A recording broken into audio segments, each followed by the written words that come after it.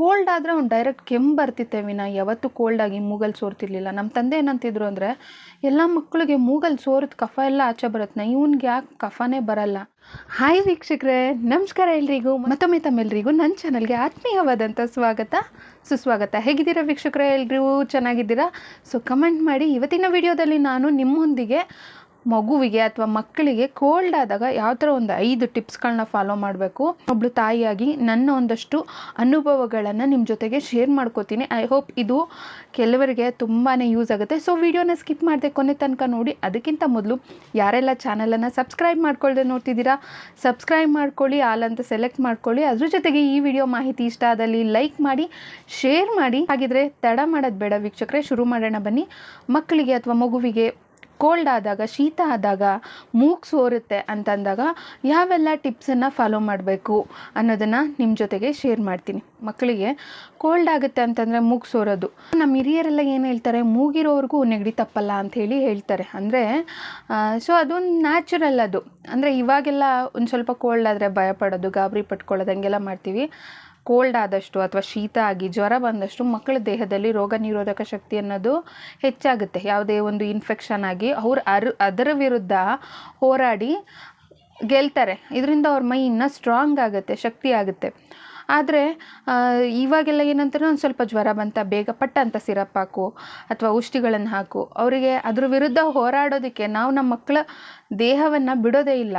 So ಯಾವಾಗಲೂ ಒಂದೇ ಥರ ಇರಬೇಕು. ಇವಾಗ ದೇಹದಲ್ಲಿ ಕಫ ಅನ್ನೋದು ಜಾಸ್ತಿ ಆದಾಗ ಅಥವಾ ಏನೋ ಒಂದು ಇನ್ಫೆಕ್ಷನ್ ಆಯಿತು, ನಾನು ಡಾಕ್ಟ್ರಲ್ಲ, ಬಟ್ ನಾನು ಈ ವಿಡಿಯೋದಲ್ಲಿ ಹೇಳೋವಂಥ ಟಿಪ್ ನಿಮ್ಗೆ ಖಂಡಿತವಾಗ್ಲೂ ಯೂಸ್ ಆಗುತ್ತೆ. ಯಾಕಂದರೆ ನನ್ನ ದೊಡ್ಡ ಮಗನ ವಿಷಯದಲ್ಲಿ ನಾನು ಮಾಡ್ಕೊಂಡಂಥ ತಪ್ಪಿಗೆ ಸೊ ಅವನಿಗೆ ನಾನು ಕೋಲ್ಡ್ ರಿಲೇಟೆಡು, ಅವನಿಗೆ ಎಷ್ಟು ಪ್ರಾಬ್ಲಮ್ಮು, ಏನು ತಿಂದರೂ ಇನ್ಫೆಕ್ಷನ್ ಆಗೋದು, ನಿಮೋನಿಯಾ, ಇದೆಲ್ಲ ನಾನು ತುಂಬ ಫೇಸ್ ಮಾಡಿದ್ದೀನಿ.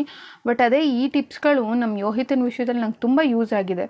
ಸೊ ಅದಕ್ಕೆ ನಿಮ್ಮ ಜೊತೆ ಶೇರ್ ಮಾಡ್ತಾ ಇರೋದು. ಸೊ ಮಗು ಕೋಲ್ಡ್ ಆಯಿತು, ಮೂಗಲ್ಲಿ ಸೋರ್ತಾ ಇದೆ, ಸೊ ಕಫ ಎಲ್ಲ ಬರ್ತಾ ಇದೆ ಅಂತಂದಾಗ ಏನು ಮಾಡ್ತೀವಿ ನಾವು, ಯೂಶ್ವಲಿ ನೋಸಿಗೆ ಡಾಕ್ಟರ್ ಸಜೆಷನ್ ತೊಗೊಂಡು ಡ್ರಾಪ್ಸ್ ಹಾಕ್ಬಿಡ್ತೀವಿ. ಸೊ ಆ ಕಫ ಎಲ್ಲ ಏನಾಗುತ್ತೆ, ಒಳಗಡೆ ಕಟ್ಟುತ್ತೆ. ಅಥವಾ ಏನೊಂದು ಸಿರಪ್ ಹಾಕ್ತೀವಿ, ಸ್ಟಾಪ್ ಆಗಿಬಿಡುತ್ತೆ, ಕಫ ಕಟ್ಟುತ್ತೆ. ಕೆಲವೊಂದು ಸಿರಪ್ಸಿಂದ ಹೊರಗಡೆ ಮೋಷನಲ್ಲಿ ಬಂದುಬಿಡುತ್ತೆ. ಸೊ ಪ್ರಾಕೃತಿಕವಾಗಿ ಅದು ಮೂಗಿನಿಂದ 1 ದಿನ 2 ದಿನ ಹೊರಗಡೆ ಬಂದು ಸಹಜವಾಗಿ ಸರಿಯಾಗುತ್ತೆ.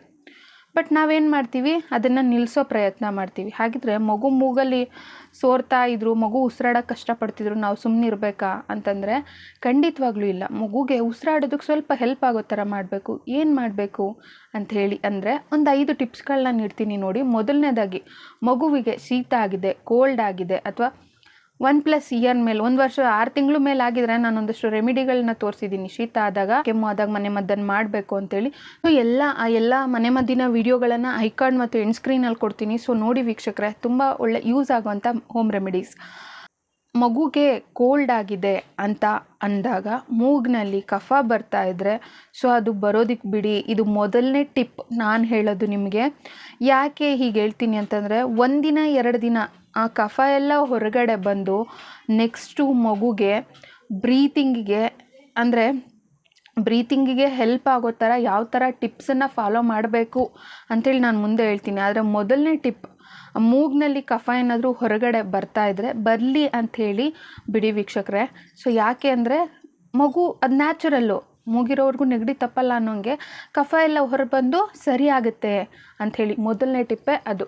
ಈ ಟಿಪ್ ಯಾವುದು ಅಂತಂದರೆ, ಮಗುಗೆ ಇವಾಗ ಕೋಲ್ಡಾಗಿ ಮೂಗು ಕಟ್ಟಿಬಿಟ್ಟಿದೆ, ಮೂಗು ಸೋರ್ತಾನೇ ಇರುತ್ತೆ ಅಂತಂದಾಗ, ಮಗುಗೆ ಉಸಿರಾಡೋಕ್ಕೆ ಹೆಲ್ಪ್ ಆಗಬೇಕು ಅಂತಂದರೆ ಮೂಗನ್ನು ಸ್ವಲ್ಪ ಕ್ಲೀನ್ ಮಾಡಿ. ಸೊ ಆ ಕಫ ಎಲ್ಲ ಬರ್ತಾ ಇರುತ್ತಲ್ಲ, ಅವಾಗವಾಗ ಒರೆಸ್ತಾ ಇರಿ. ಅದ್ರ ಜೊತೆಗೆ ಸ್ವಲ್ಪ ಮಗು ಮೂಗು ಕಟ್ಟಿರುತ್ತಲ್ಲ, ಸೋರ್ತಾ ಇರುತ್ತೆ, ಉಸಿರಾಡೋಕ್ಕಾಗಲ್ಲ, ಬಾಯಲ್ಲಿ ಉಸಿರಾಡುತ್ತೆ, ಬಟ್ ಆದರೂ ಕೂಡ ಮೂಗಲ್ಲಿ ಸ್ವಲ್ಪ ರಿಲೀಫ್ ಅಂತ ಅನ್ಸೋಕ್ಕೆ ನೀವು ಬೆಚ್ಚಗೆ, ನೀವು ವರ್ಷದೊಳಗಿನ ಮಗು ಆದರೆ ಅಥವಾ 1+ ಇಯರ್ ಆಗಿದ್ರು, ಬೆಚ್ಚಗೆ ಕೊಕೊನಟ್ ಆಯಿಲ್ನ ತೊಗೊಂಡು 2 ಬೆರಳುಗಳಲ್ಲಿ ತೊಗೊಂಡು ಇಲ್ಲಿಂದ ಹೀಗೆ ಮಸಾಜ್ ಮಾಡಿಕೊಂಡು ಹಿಂಗೆ ಬಂದು ಈ ಕಡೆಯಿಂದ ಹಿಂಗೆ ಮಸಾಜ್ ಮಾಡಿ ಇಲ್ಲಿವರೆಗೂ. ಅಂದರೆ ಇಲ್ಲಿಂದ ಮಸಾಜ್ ಮಾಡಿಕೊಂಡು ಕಿವಿ ಹಿಂದೆಗಡೆಯಿಂದ ಹಿಂಗೆ ಬಂದು ಇಲ್ಲಿವರೆಗೂ ಮಸಾಜ್ ಮಾಡಿ. ಸೊ ಆ ಮಗುಗೆ ಹಿಂಗೆ ಮಸಾಜ್ ಮಾಡ್ತಿರಲ್ಲ ಇಲ್ಲಿ ನೋಸ್ ಹತ್ರ, ಸೊ ಕ್ಲಿಯರ್ ಆಗುತ್ತೆ, ಕಟ್ಟಿರೋ ಮೂಗು ಕ್ಲಿಯರ್ ಆಗುತ್ತೆ.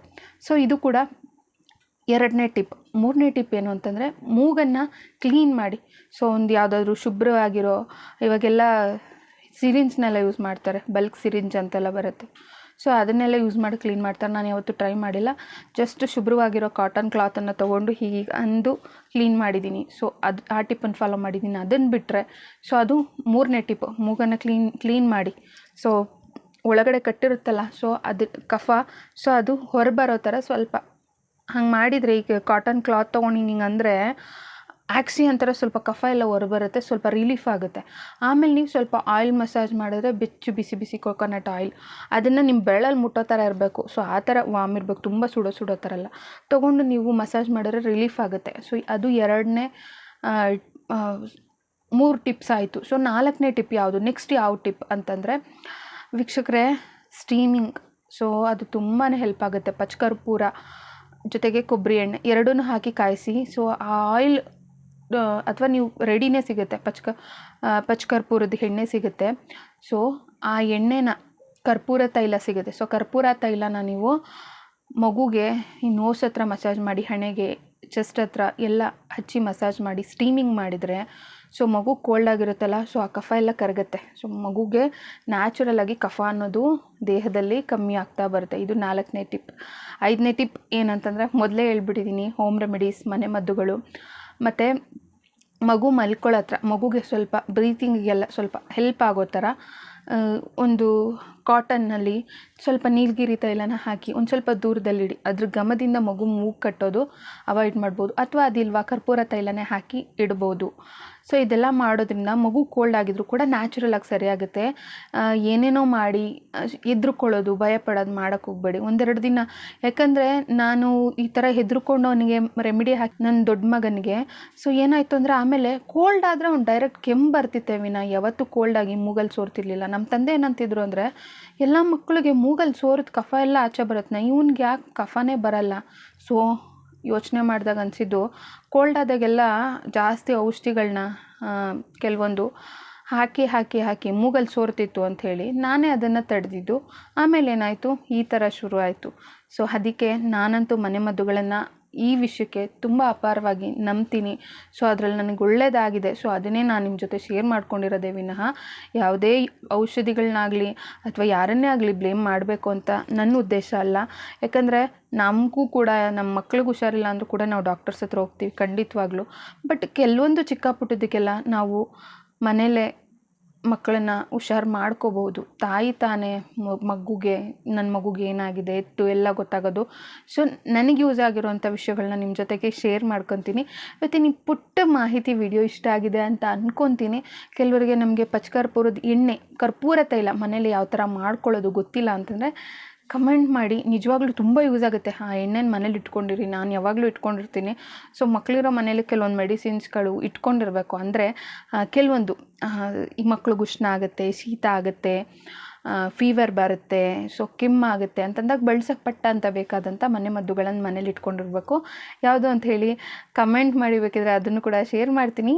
ಈಗ ಎಂಡ್ ಸ್ಕ್ರೀನಲ್ಲಿ ಕೆಮ್ಮಿಗೆ, ಶೀತಕ್ಕೆ ಮನೆಮದ್ದುಗಳು ಬರುತ್ತೆ. ಎಲ್ಲ ವಿಡಿಯೋಗಳನ್ನು ನೋಡಿ ವೀಕ್ಷಕರೇ, ಇವತ್ತಿನ ವಿಡಿಯೋ ಮಾಹಿತಿ ಇಷ್ಟ ಆಯಿತಾ? ಆಗಿದ್ರೆ ಒಂದು ಲೈಕ್ ಮಾಡಿಬಿಡ್ರಿ. ಲೈಕ್ ಮಾಡಿದವ್ರಿಗೆ ಧನ್ಯವಾದಗಳು. ಮುಂದಿನ ವಿಡಿಯೋದಲ್ಲಿ ನಾನು ಆದಷ್ಟು ಬೇಗ ಮತ್ತೆ ಬರ್ತೀನಿ. ಅಲ್ಲಿವರೆಗೂ ತಮ್ಮೆಲ್ಲರಿಗೂ ಥ್ಯಾಂಕ್ ಯು ಸೋ ಮಚ್.